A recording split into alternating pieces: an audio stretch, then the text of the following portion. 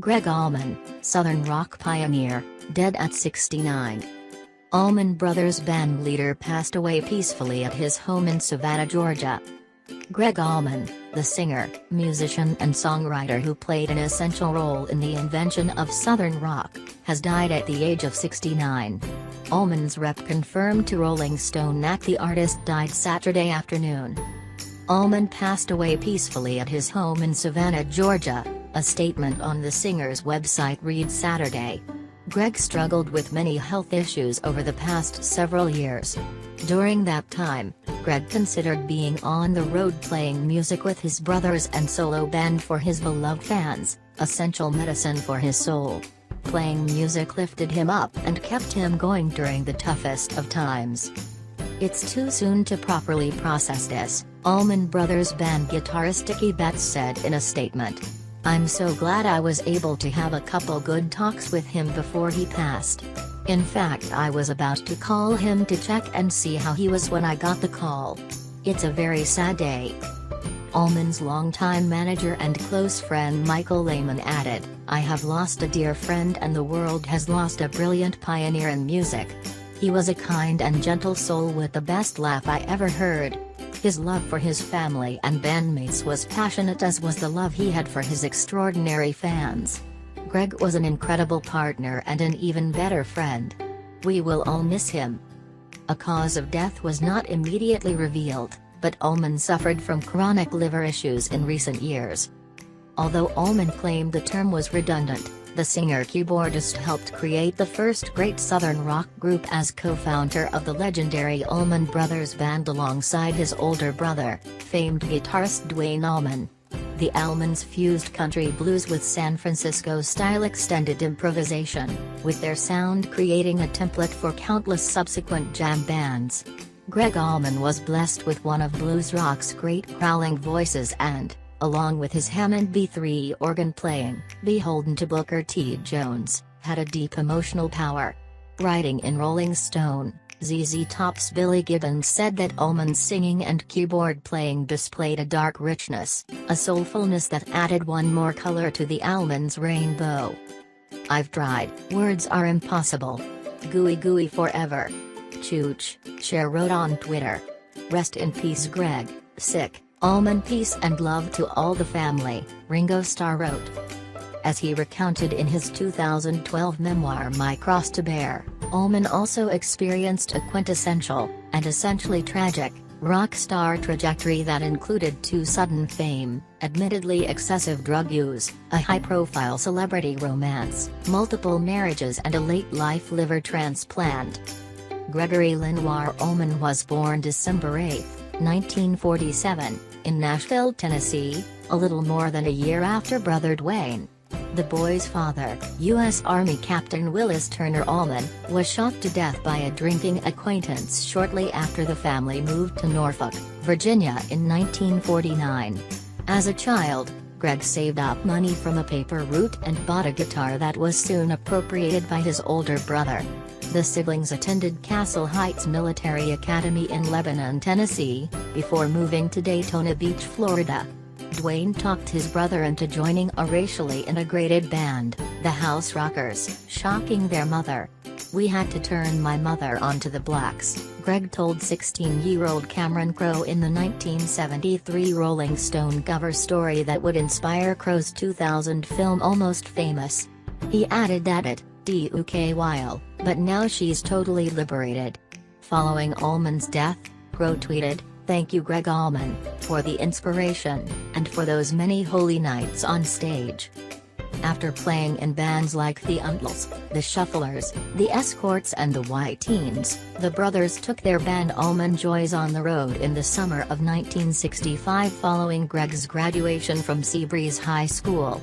They often played 6 sets a night, 7 nights a week, and eventually moved to Los Angeles, Gregg having shot himself in the foot to avoid the draft, where they recorded 2 forgettable albums for Liberty Records as The Hourglass. While working as a session man in Muscle Shoals, Alabama, Gregg was summoned to Jacksonville, Florida, in March 1969.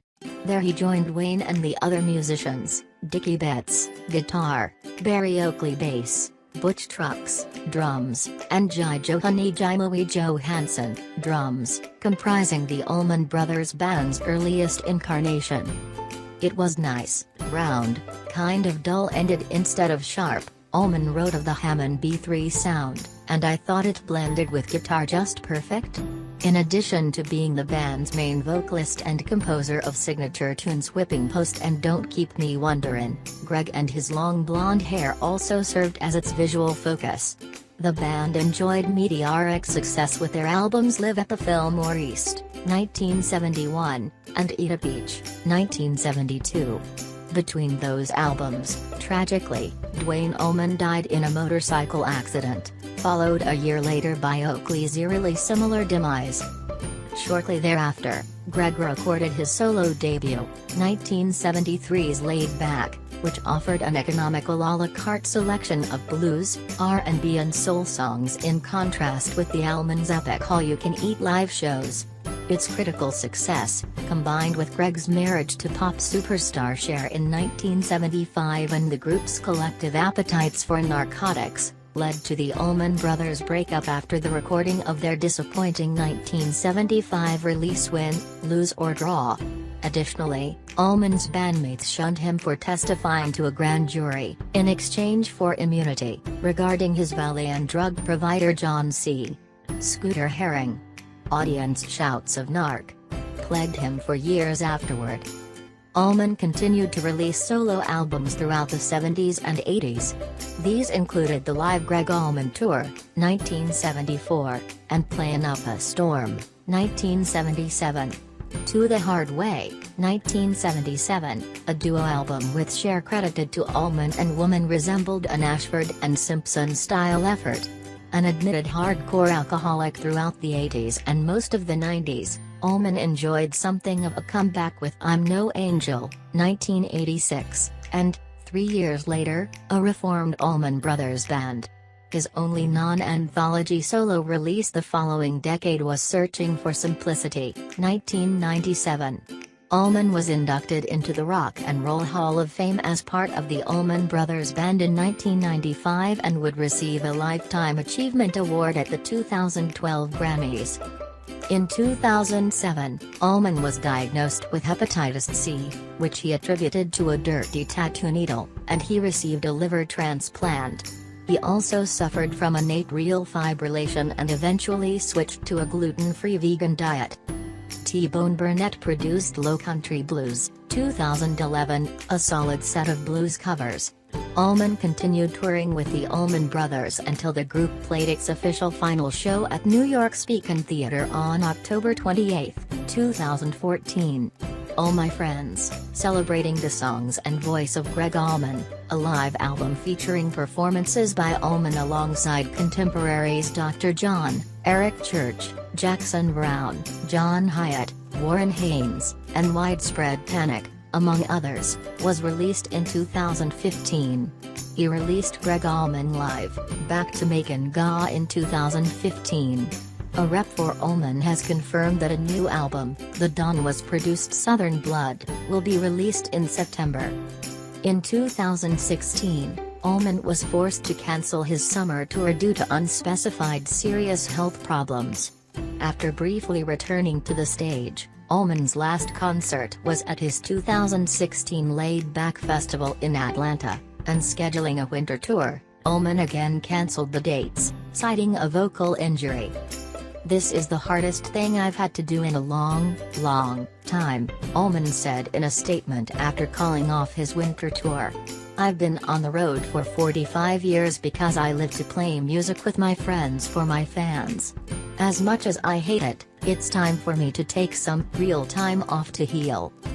After rescheduling the dates, in March 2017, Allman's rep announced, "It has been determined that Gregg will not be touring in 2017, although no reason was provided for the cancelled concerts."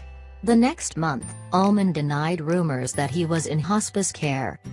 Allman is survived by his wife, Shannon Allman, his children, Devon, Elijah Blue, Delilah Island Curtin and Layla Brooklyn Allman, and 3 grandchildren. When it's all said and done, I'll go to my grave and my brother will greet me saying, "Nice work, little brother, you did all right," Allman wrote in the last lines of My Cross to Bear. "I must have said this a million times, but if I died today, I've had me a blast. I wouldn't trade my life for nobody's, but I don't know if I'd do it again. If somebody offered me a second round, I think I'd have to pass on it, pass on it." Wow.